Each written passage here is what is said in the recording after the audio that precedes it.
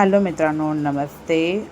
आज आम्ही आलो होतो बाहेर कारण की घरी साफसफाई केली होती, त्याच्यामुळे काही जेवण वगैरे बनवलं नव्हतं आणि मल्हार त्यासाठी बाहेर खेळत होता सायकलीवर.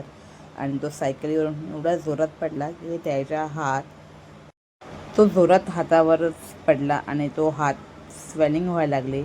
आणि तो घरी आला आणि आम्हाला समजलं की त्याच्या हाताला लागलं, तर आम्ही लगेच न थांबता आम्ही गेलो एक्सरे काढायला, कारण आम्हाला भीती होती काय फ्रॅक्चर वगैरे असेल तर काय, कारण म्हणून आम्ही गेलो एक्सरे काढायला. एक्सरे काढला, एक्सरेचा रिपोर्ट आला की एक्सरे नॉर्मल आहे, थोडी स्वेलिंग आहे बस.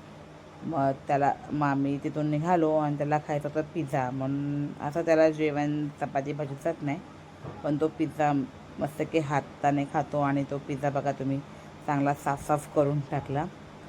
आम्ही त्याकडे बघतच होतो की ह्याला दुखतं आहे तरी हा पिझ्झा खातो आहे हाताने.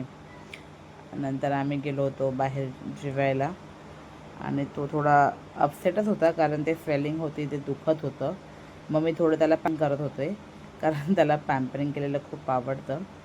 आणि आम्ही जेवायला गेलो, पण तिकडचं जेवण मला काय खास वाटलं नाही, कारण की न्यू हॉटेल होतं, ट्राय केलं तर बेटर असं वाटलं की आम्ही तो पिझ्झा खाल्ला असता तो बरं झाला असता, कारण की जेवणाला काही टेस्ट वगैरे काहीच नव्हती.